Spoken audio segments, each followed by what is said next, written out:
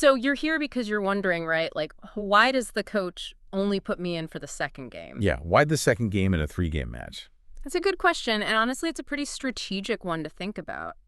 In this deep dive, we are going to get to the bottom of that. We're going to try to figure out what the coach might be thinking. Absolutely. We're going to be using insights from some really experienced people in volleyball and also looking at some broader coaching principles. Yeah.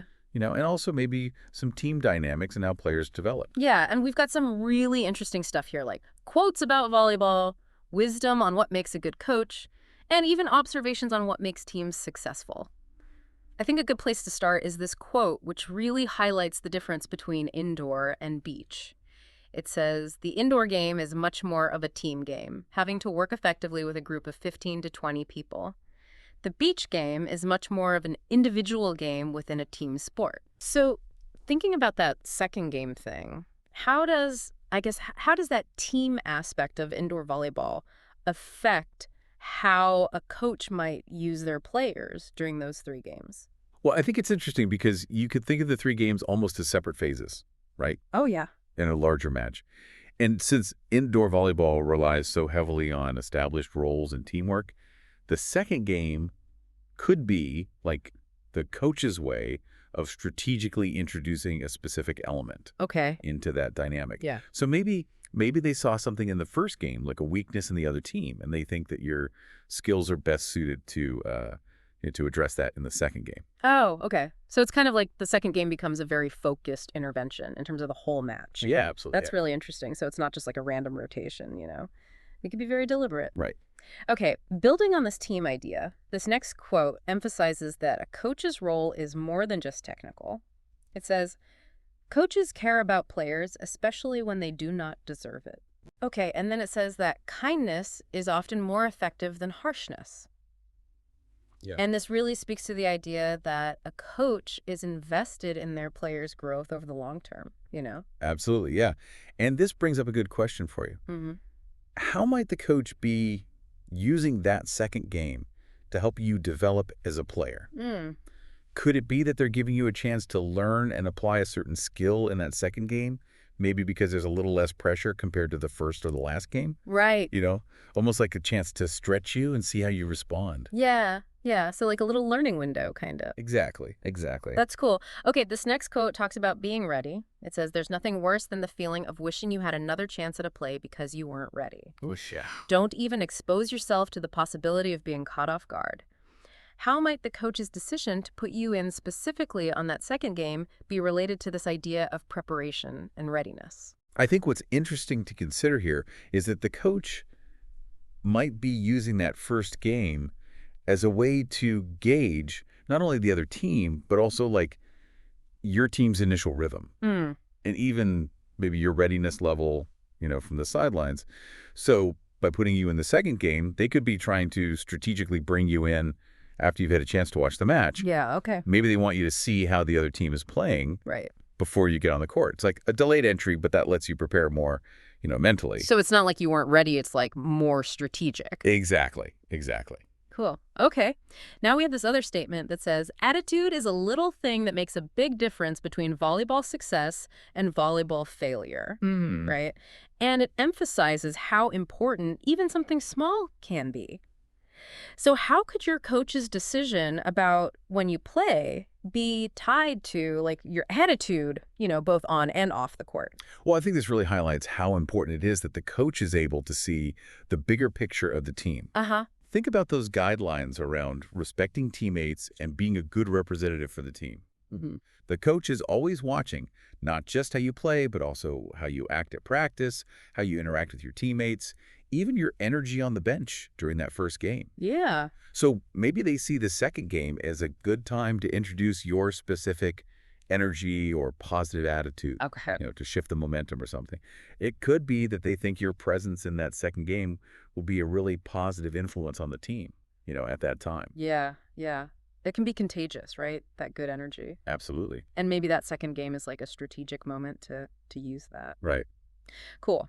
Okay, let's switch gears a bit and talk about the technical side of things. Okay. We have this quote from Julio Velasco that compares a good setter to a waiter, emphasizing how important it is to deliver the ball well, how does this idea of specific player strengths relate to you being put in on the second game? Well, you have to remember that every player brings their own unique skills and talents to the court, right? Yeah. And a good coach who really understands the game will be thinking about how to best use those strengths at specific times. Ooh, okay.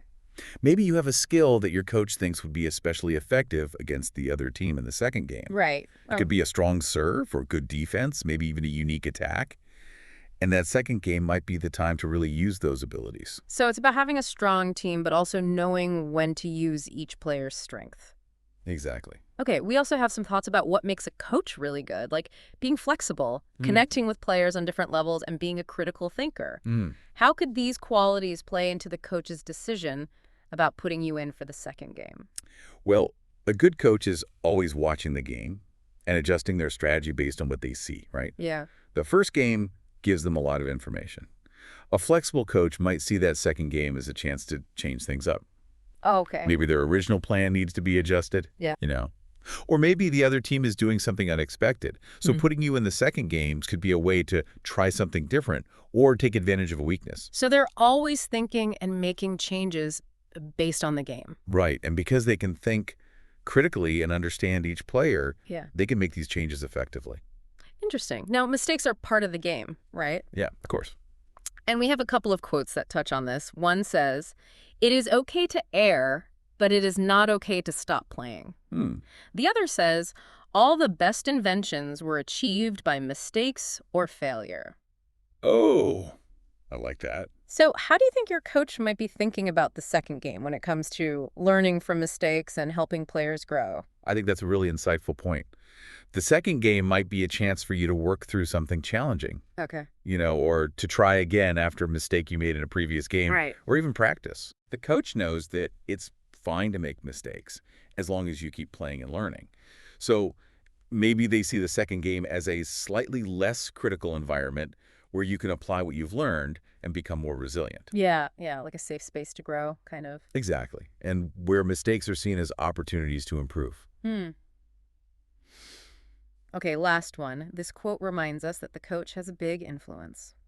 A coach's will to win, leadership, competitiveness, and persona will be transmitted through the team.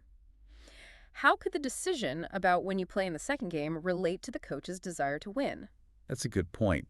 Ultimately, even though player development and team dynamics are important, a coach's main goal is to win the game, right? Yeah. So putting you in the second game is probably a key part of their plan to win the entire match. Right. Maybe they think your skills or your energy will be most useful in that middle game to, I don't know, gain momentum or something. Yeah. Or to counter what the other team is doing. Well- It could be a risk. Yeah. But maybe they think you give them a strategic advantage at that important point in the match. So it all comes down to winning in the end. Well, I think winning is a big part of it. Yeah. Definitely. Okay, let's sum this all up. You came to us wanting to know why you're always put in for the second game, right? Right. And as we've talked about, there could be a ton of reasons, and they're all probably pretty strategic.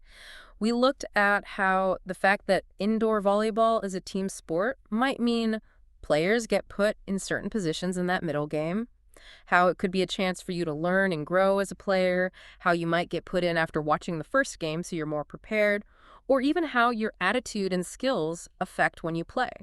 Yeah, and we talked about how your coach's flexibility, their attitude toward making mistakes, and their desire to win can all play a part in this decision. Right, and it's important to remember that we don't know exactly what your coach is thinking Hmm. or the specific dynamics of your team or anything like that, So these are just some possibilities based on coaching principles and what experts have to say. There could be a lot of things going on. Absolutely. So, as we wrap up this deep dive, here's a question for you. Think about everything we talked about the team, you, being ready, and how your coach thinks about the game. What are some things you could look into more, like how you prepare, how you talk to your coach, or how you see the team's strategy?